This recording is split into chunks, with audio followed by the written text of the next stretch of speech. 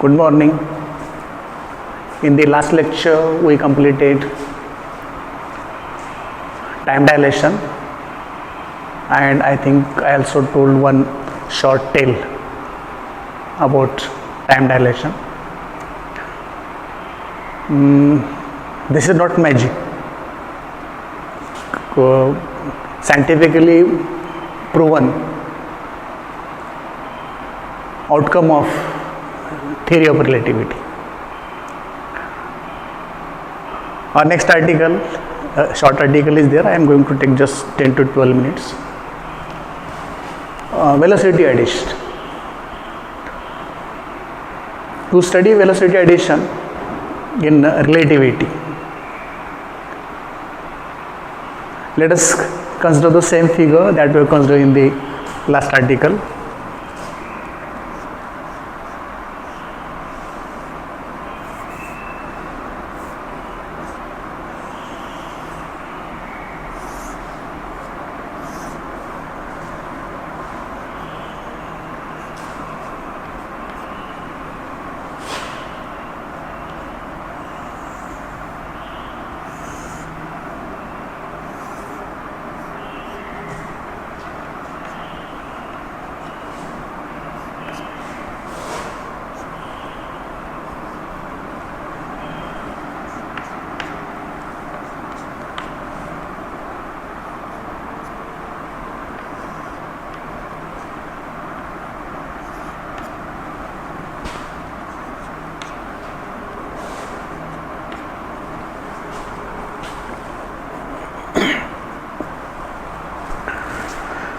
Let us consider two frames of reference.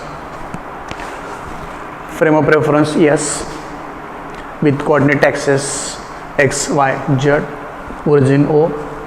Frame of reference S prime with coordinate axis x prime, y prime, z prime, origin O prime. At time t is equal to 0, these two frames of reference are coinciding with each other.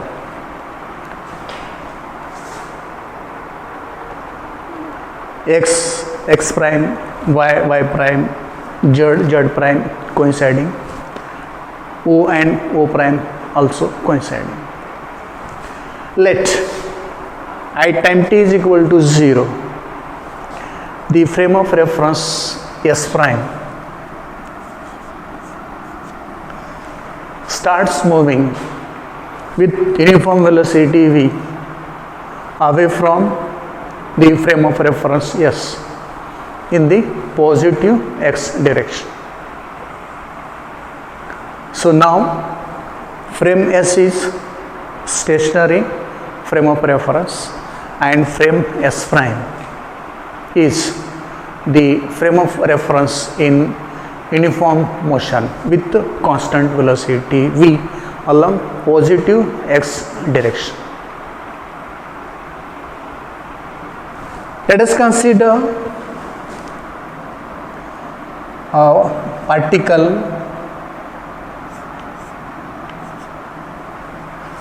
Let us consider a particle moving in this direction parallel to x-axis as well as x prime axis. Let us consider a particle moving in a direction parallel to x-axis and x prime axis.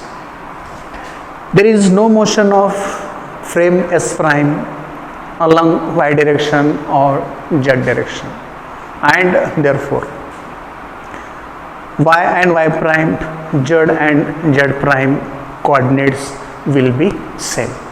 Y will be equal to y prime, z will be equal to z prime. There will be change in coordinates only along x direction, and therefore coordinate x measured by observer O and coordinate x prime measured by observer O prime will not be same, they will be different. A body or a particle is there This is moving along x direction, parallel to axis x prime, parallel to axis x. Velocity of this particle is measured by observer O prime, is also measured by observer O. Velocity is measured by O prime. Let us consider it as u prime, and the velocity of this particle as measured by observer O may be u.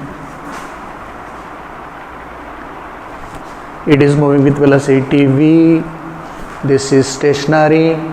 One particle or one body is there moving in the direction of x-axis, parallel to x prime as well as x-axis. Velocity of this body, this particle, is measured by both the observers, and they found that velocity is u observed by one observer, velocity is u prime observed by other observer.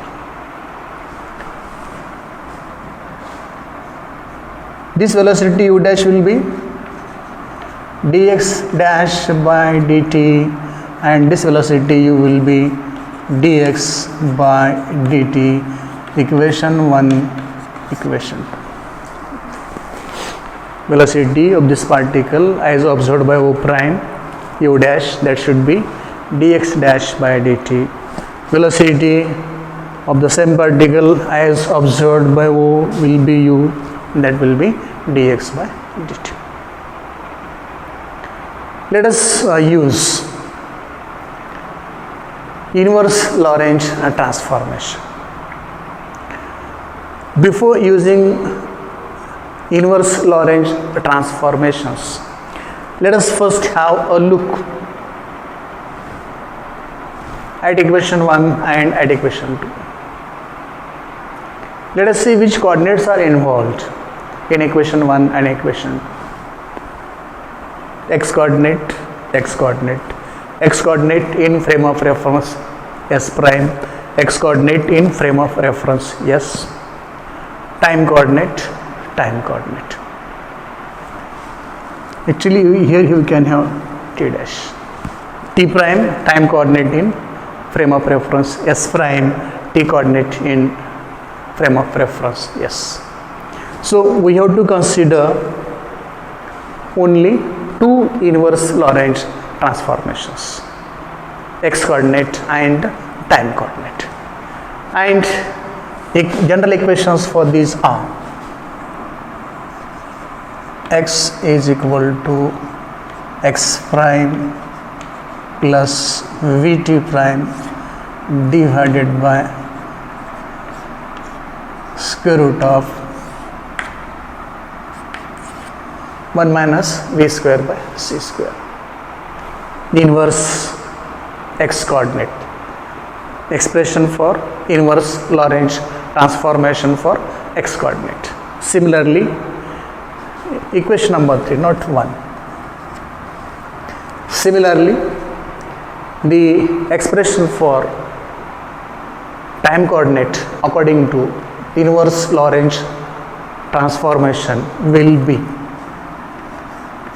t is equal to t prime plus v x dash by c square divided by square root of 1 minus v square c square. Equation number 4.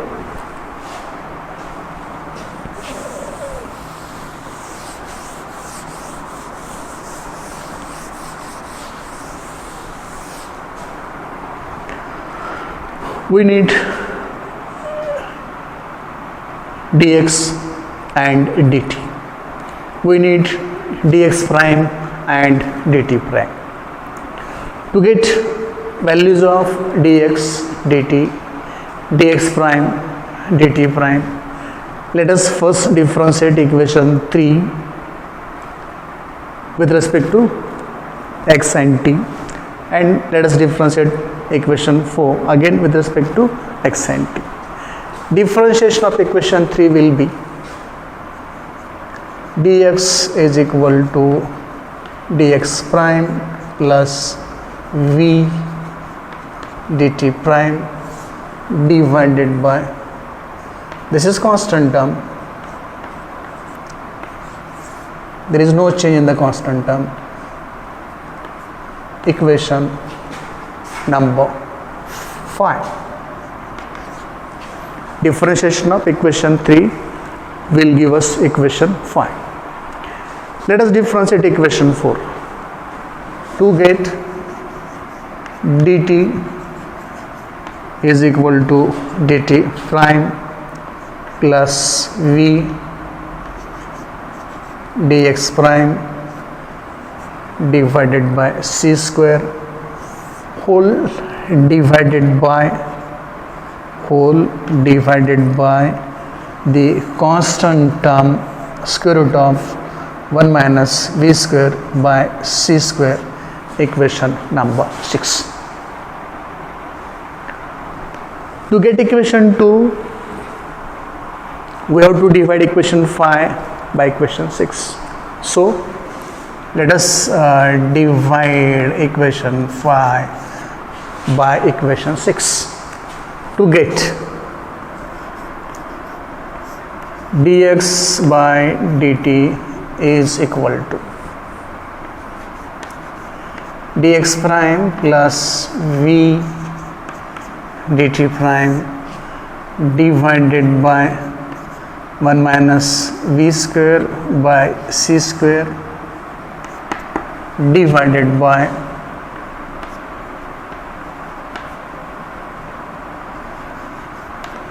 dt dash plus v dx prime by c square divided by 1 minus v square by c square under the square root. This is further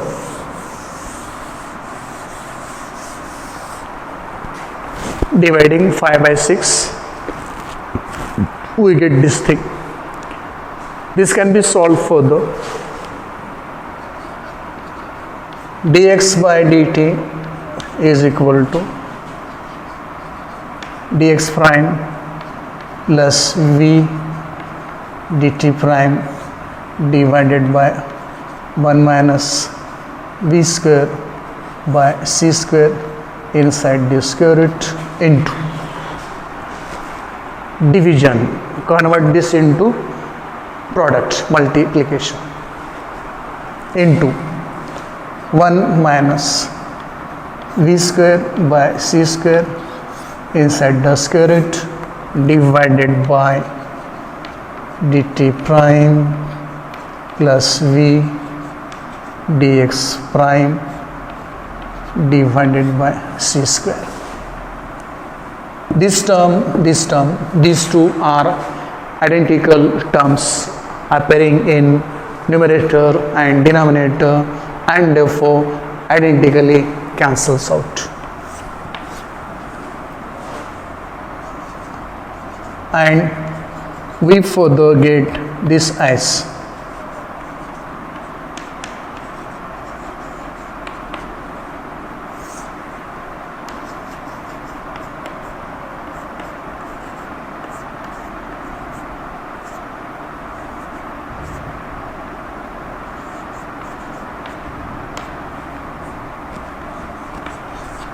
equation number 7.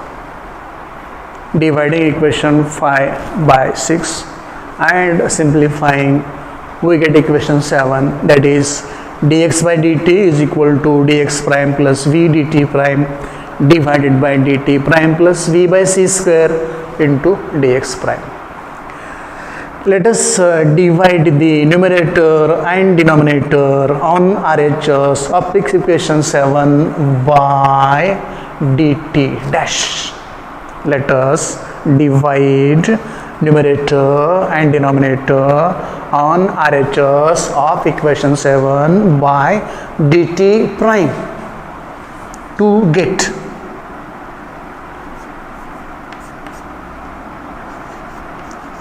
dx prime by dt prime plus v dt prime by dt prime get cancelled. or let me write it at first and then let me cancel. Divided by dt prime by dt prime plus v by c square dx prime by dt prime. We have divided numerator and denominator by the same term, so there is no change in equation 7. dt prime dt prime dt prime dt prime dt prime here will get cancelled. Dt prime get cancelled with dt prime. This dt prime will get cancelled with this dt prime.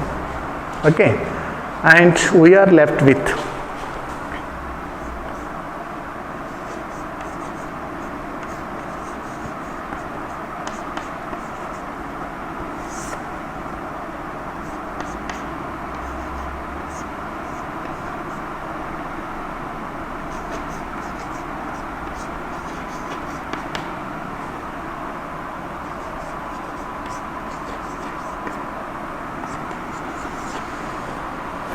so finally what we get, dx by dt is equal to dx prime by dt prime plus v divided by 1 plus v by c square dx prime by dt prime. Remind equations 1 and 2 we wrote earlier in this article. U dash u prime is what? Dx prime by dt prime. So this is u prime, this is also u prime. Equation 2, u is equal to dx by dt. So this will be u. Using equations 1 and 2 in equation 8, it is to be replaced by u. This it is to be replaced by u prime. This it is to be replaced by u prime. With this replacement using equations 1 and 2 in 8, we further have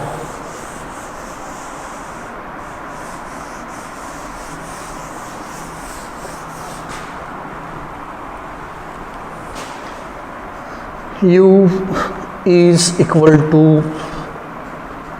u prime plus v divided by 1 plus v by c square into u prime, equation number 9. U,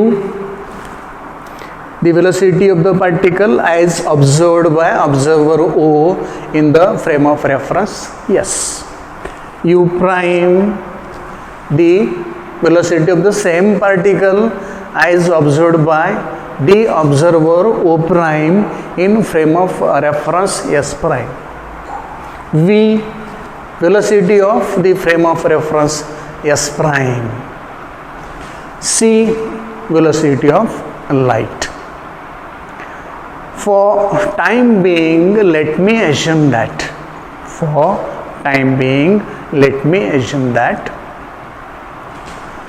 u prime, the velocity of the particle as observed by observer O prime, let it be c.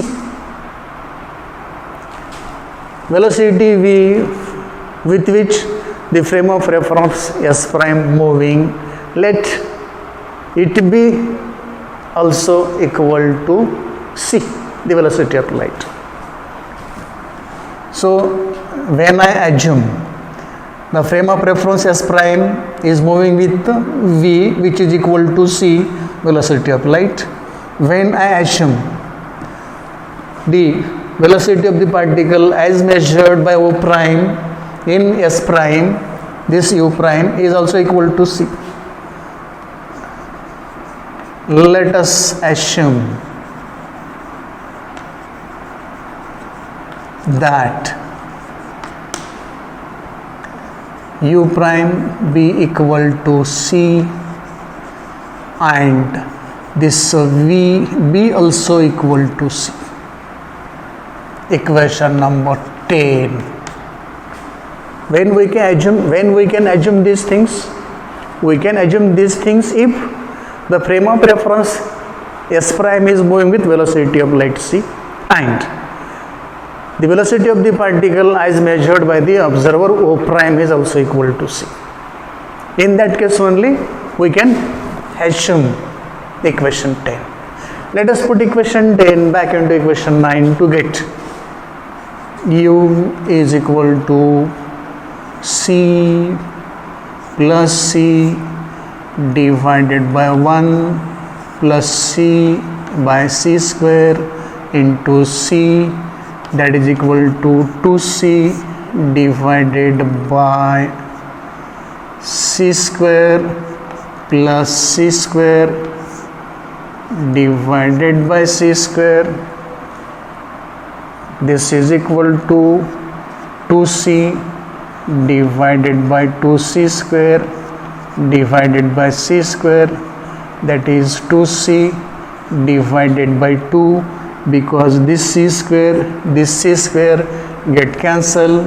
Finally this two get cancelled, and we are only left with this equation number 11. U is equal to c. What does this mean? If you add any velocity with the velocity of light, the result is always equal to velocity of light. Let us suppose that you have two bodies. These two bodies are moving with two different velocities. One body is moving with 50 km per hour, other body is moving with 50 km per hour. If we add these two velocities, the velocity will be equal to 100 km per hour. If we try to do these things here, what we see? Whenever we add any velocity in the velocity of light, the result is always c.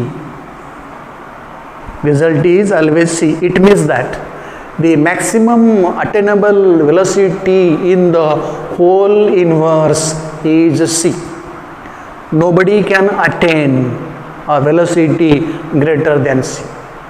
If you add anything in velocity of light, the addition will be at the most velocity of light. It will not be more than velocity of light. Numerically you can add c plus c, 2c. It is 3 lakh km per second, because c is 3 lakh km per second. 2c, it will be 6 lakh km per second. Algebraically you can do this numerical calculation, but in practice, physically, it is not possible. Physically, c plus c is c. C plus c plus c, go on adding many times, the result will be only c. In practice, physically, when we add any velocity to the velocity of light, the maximum attainable velocity is simply equal to velocity of light. Nobody can attain a velocity more than velocity of light. Velocity of light c is the highest attainable velocity in the whole inverse. This is about the velocity addition in relativity according to the invariance of velocity of light. Hope you got it. It's very simple. Thank you.